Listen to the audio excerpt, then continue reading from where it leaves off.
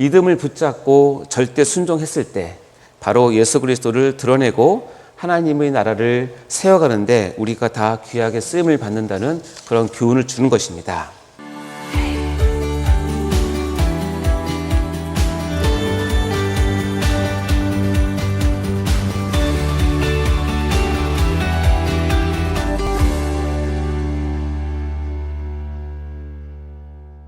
네, 창세기 22장 16절 한 절 같이 봉독하도록 하겠습니다. 시작.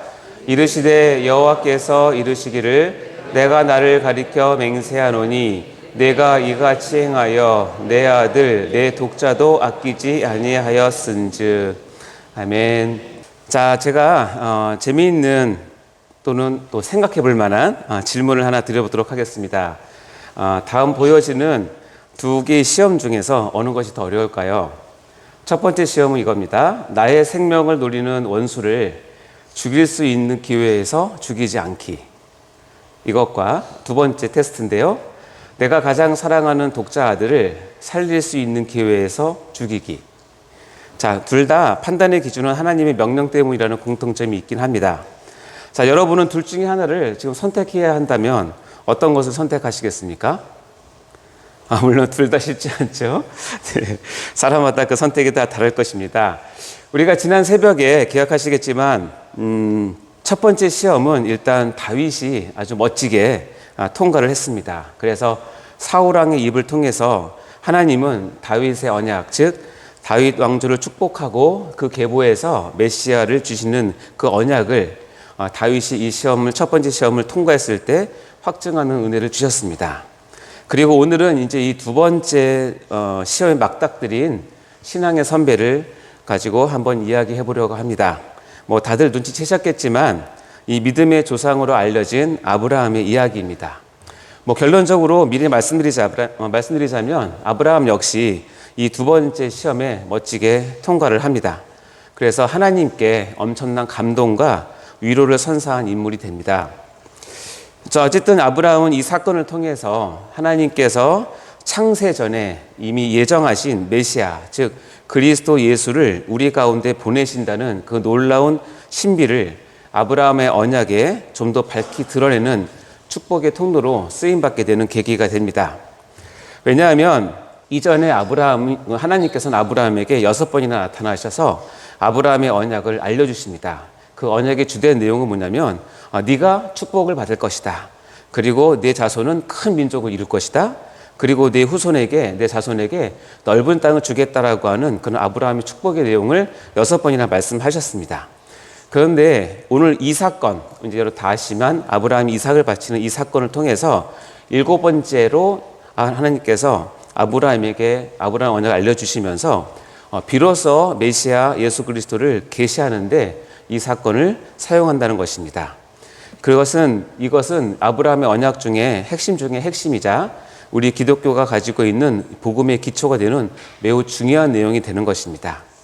자, 결국 위에서 말한 아까 읽었던 두 가지 그 시험은 예수 그리스도를 준비하고 예표하는 그런 사건으로 사용을 받은 테스트입니다. 이것을 다윗과 아브라함은 하나님에 대한 순전한 믿음과 절대 순종함으로 이 시험에 통과하게 되었고요. 그래서 예수 그리스도의 오심을 예비하고 밝히 드러내는데 이 테스트가 사용된 것입니다. 그래서 마태복음에서는 이렇게 기록을 하고 있는 것 같습니다.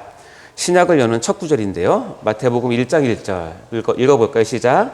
아브라함과 다윗의 자손 예수 그리스도의 계보라. 자, 오늘은 이 두 번째 시험을 통과한 아브라함 이야기를 이제 같이 나누려고 하는데요. 특별히 아브라함이 자기 독자 이삭을 바치는 사건에서는 좀 더 선명하게 예수 그리스도를 드러내는 것을 우리가 이제 볼 수 있습니다. 같이 말씀 속에서 이를 발견하고 또 큰 은혜 받으시기를 축원합니다. 그래서 오늘 설교의 제목은 어머니가 들려주셨던 이야기 시리즈 4번째고 설교의 제목은 아브라함 예수님을 드러내다입니다. 제목 같이 읽어볼까요? 시작. 아브라함 예수님을 드러내다. 자, 창세기 22장에는 여러분이 다 아시는 아브라함이 그 독자 이삭을 바치는 이야기가 기록되어 있습니다. 아브라함이 75세 때 이 약속을 받고 100세가 되어서야 약속의 자식인 이삭을 낳게 됩니다. 그리고 나서 한 15년 내지 17년이 지난 후, 즉 이삭이 10대 청소년쯤 되었을 어느 날에 하나님께서 아브라함을 친히 시험하시면서 이 이야기가 시작이 됩니다. 시험의 내용은 이렇습니다. 내 아들, 내 사랑하는 내 독자 이삭을 모리아 땅에 있는 내가 일러준 한 산, 거기에 가서 그를 번제로 드리라는 그런 시험입니다. 왜 하나님이 이런 시험을 하시는지, 또 무슨 이유로 그리 하셨는지, 그리고 이 말을 들은 아브라함이 얼마나 심령이, 마음이 힘들었을까에 대한 내용은 성경책에 직접적으로 기록하고 있지 않습니다. 그래서 그런지 이런 부분에 대한 많은 사람들의 어떤 추측성 설명과 해설이 많이 나와 있긴 합니다. 그러나 이런 것들에 대해서는 성경이 침묵하고 있으니 오늘 이 시간에는 이야기하지 않겠습니다. 그런데 다 아시겠지만 놀랍게도 아브라함은 이야기를 듣고 아침 일찍 일어나서 나귀의 안장을 지우고 두 종과 그리고 그의 아들 이삭을 데리고 하나님께서 일러주신 곳을 향해 출발을 합니다. 무려 3일 길을 그렇게 갑니다. 자신이 손수 죽여야 하는 독자 이삭을 데리고 가는 그 길입니다. 자, 도착해서는 아들 이삭이 물어봅니다. 아버지, 불가나무는 있는데 번제할 어린 양은 어디 있나요? 라고 물어봅니다. 참 이삭도 눈치가 없죠. 남자 아이들이라서 그런가요? 이때 아브라함의 대답은 의외이지만 또 확고한 느낌이 드는 그런 대답을 합니다. 내 아들아, 번제할 어린 양은 하나님이 자기를 위해서 친히 준비하신단다 라고 말을 합니다. 그리고 나서 이제 그곳에 이르자 아브라함이 갑자기 아들 이삭을 결박해서 제단 나무 위에 올려놓고는 손을 내밀어서 칼을 잡고 그 아들을 진짜로 잡으려고 합니다. 그런데 신기한 것은 10대 중고등부 학생 정도 나이 되는 이삭이 순수하게 결박을 당한다는 것입니다. 아마도 제 생각엔 제단 위도 아마 제 발로 걸어 올라갔을 가능성이 많을 것 같습니다. 왜냐하면 아브라함이 그때 나이가 약 한 117세 되었으니까요. 어떻게 그 할아버지가 이런 다 큰 이삭을 올렸겠습니까? 어쨌든 이 일련의 과정을 가만히 들여다보면 그리고 생각을 해보면 어떻게 이럴 수 있을까라는 생각이 안 들 수가 없습니다. 아브라함은 정말 매정한 아버지였단 말인가? 아니, 한치 흔들림도 없는 자세로 어떻게 이렇게 할 수 있나라는 의구심이 들기도 합니다. 그런데 다행히 성경의 다른 곳에서 이때 아브라함이 무슨 생각을 갖고 또 무엇을 붙들고 이렇게 했는지 기록을 해놓고 있습니다. 바로 히브리서의 말씀인데요. 히브리서 11장 17절부터 19절 말씀 같이 한 목소리로 읽겠습니다. 시작. 아브라함은 시험을 받을 때에 믿음으로 이삭을 드렸으니 그는 약속들을 받은 자로 돼 그 외아들을 드렸느니라. 그에게 이미 말씀하시기를 내 자손이라 칭하는 자는 이삭으로 말미암으리라 하셨으니 그가 하나님이 능히 이삭을 죽은 자 가운데서 다시 살리실 줄로 생각한지라. 비유컨대 그를 죽은 자 가운데서 도로 받은 것이라. 자, 그 당시만 해도 죽은 자 가운데서 다시 산다는 이 부활이라는 개념이 거의 없었을 텐데 아브라함은 도대체 어떻게 이것을 알았을까요? 이 말씀에 의하면 이미 하나님께서 아브라함에게 주신 언약의 말씀을 아브라함은 믿었다라고 이야기를 하는 것입니다. 그리고 그것을 행동으로 나타낸 것이 바로 오늘 사건의 근거가 되는 것입니다. 실제로 아브라함은 두 종을 산 아래 남겨두고 이삭만을 데리고 그 산에 올라가면서 하는 말을 보면 진짜로 아브라함이 이것을 믿었음을 우리가 알 수 있습니다. 창세기 22장 5절 말씀 읽어보겠습니다. 시작. 이에 아브라함이 종들에게 이르되 너희는 나귀와 함께 여기서 기다리라. 내가 아이와 함께 저기 가서 예배하고 우리가 너희에게로 돌아오리라 하고. 원래대로 한다면 아브라함과 이삭이 함께 가서 예배 번제를 드리고 이삭을 죽이고 온다면 우리가 돌아오는 게 아니라 내가 돌아와야 한다고 표현한 게 맞죠. 그런데 아브라함은 우리가 너에게 돌아온다고 합니다. 영어 성경에도 보면 and then we will come back to you. 그래서 우리가 돌아온다고 이야기를 한다는 것입니다.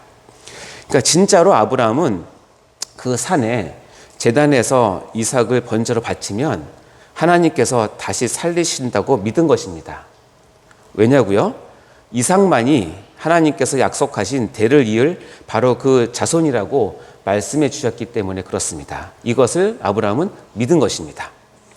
이쯤 되자 하나님은 아브라함의 그 순전한 믿음과 절대 순종을 인정하십니다.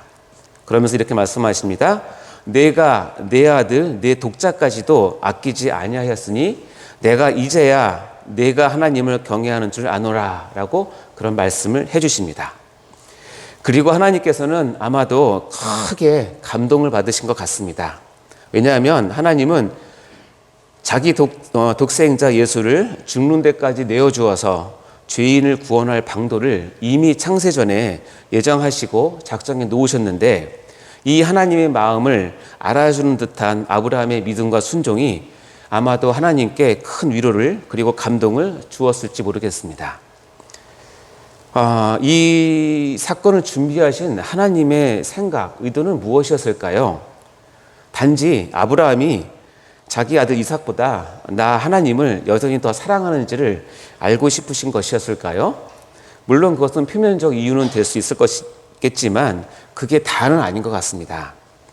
하나님께서 가지고 계셨던 이 이야기의 본래의 의도는 무엇이냐면 이 사건을 통해서 하나님의 구원 계획을 드러내시고 그 중심에는 하나님의 독생자 예수가 있음을 계시하고 싶으신 것이 하나님의 진심이라는 것입니다. 어떻게 그것을 알 수 있냐고요?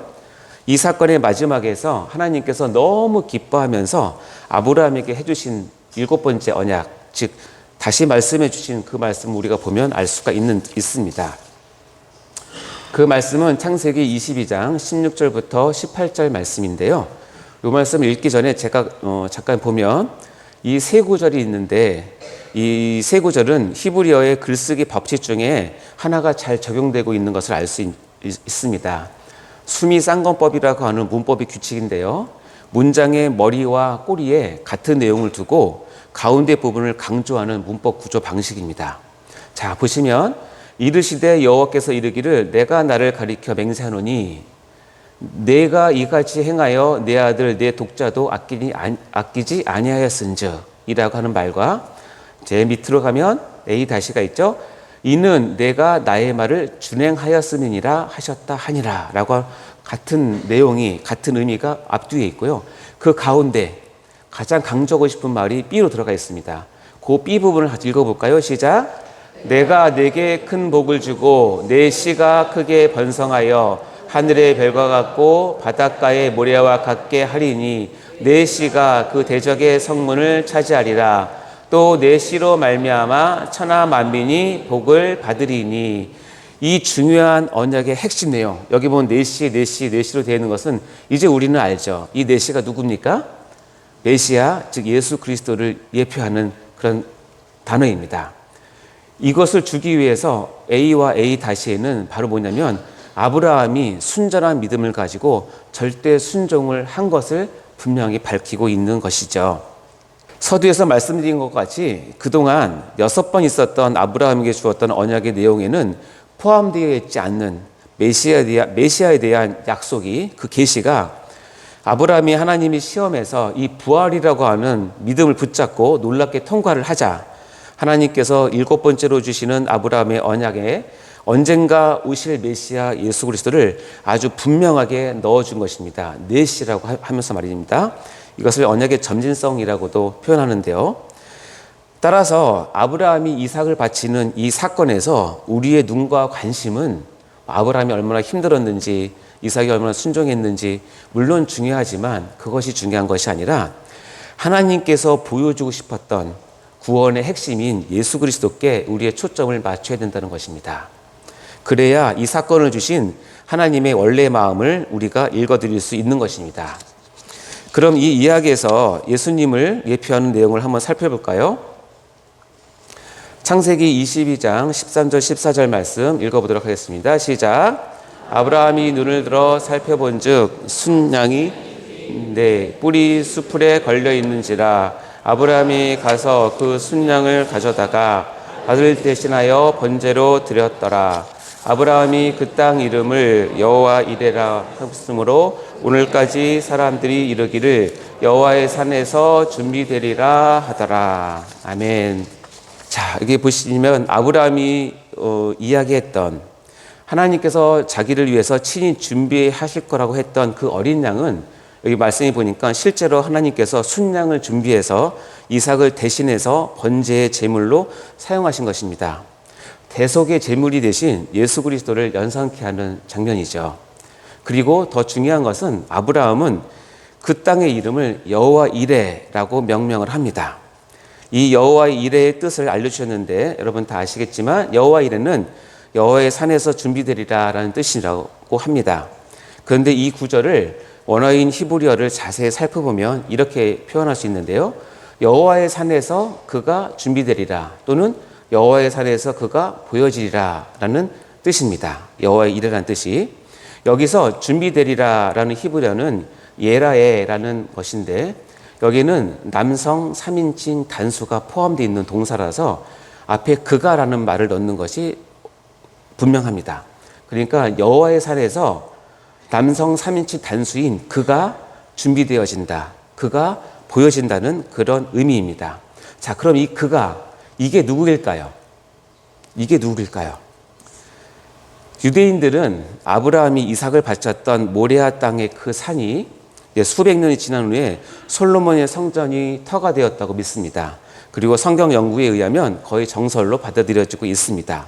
즉 하나님의 임재가 있는 성전이 바로 아브라함이 이삭을 바쳤던 그 산에서 세워짐으로 인해서 여호와 이레의 그 약속이 1차적으로 성취가 된 것입니다.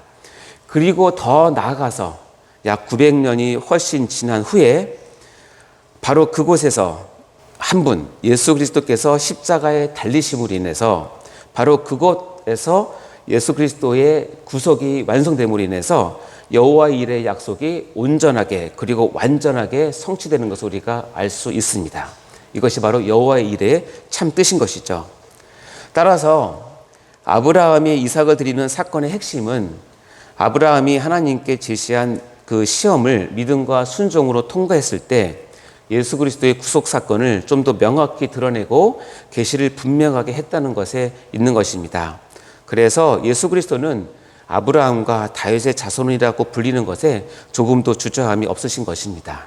사랑하는 성도 여러분, 우리가 지난번에 보았던 다윗의 시험뿐 아니라 오늘 같이 나누었던 이 아브라함의 시험을 통과하는 이야기를 통해서 우리가 무엇을 배울 수 있을까요? 이 두 테스트 모두 다 믿음을 붙잡고 절대 순종했을 때 바로 예수 그리스도를 드러내고 하나님의 나라를 세워가는데 우리가 다 귀하게 쓰임을 받는다는 그런 교훈을 주는 것입니다. 오늘 우리가 같이 보았지만 이 아브라함의 믿음과 순종을 통해서 하나님께서는 어떤 영광을 받으시는지를 우리는 반드시 깨달아야 하는 것입니다. 우리도 하나님께서 각자 주신 약속의 말씀들이 있지 않습니까? 그리고 그것을 하나님의 성품을 의지하면서 절대 순종할 때 우리는 그것을 통해서 하나님께 영광을 올려드릴 수 있는 것이고 그리고 예수님을 세상에 드러내고 소개하는데 우리가 결정적으로 쓰임받게 됨을 꼭 믿으시기 바랍니다.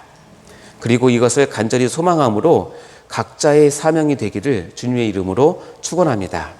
기도하시겠습니다. 하나님 아버지 감사합니다. 아브라함이 하나님의 말씀 언약을 붙들고 순종할 수 없는 상황에서 절대 순종함으로 하나님을 기쁘시게 하고 감동을 드려서 예수 그리스도의 오심을 밝히 드러냈던 것처럼 우리도 우리에게 주신 말씀을 붙잡고 절대 순종함으로 예수 그리스도를 세상에 드러내는 도구로 다 사용될 수 있도록 인도하여 주시옵소서. 우리에게 그런 믿음과 순종의 사람이 될 수 있도록 주여 도와주시옵소서. 감사드리며 예수님 이름으로 기도하옵나이다. 아멘.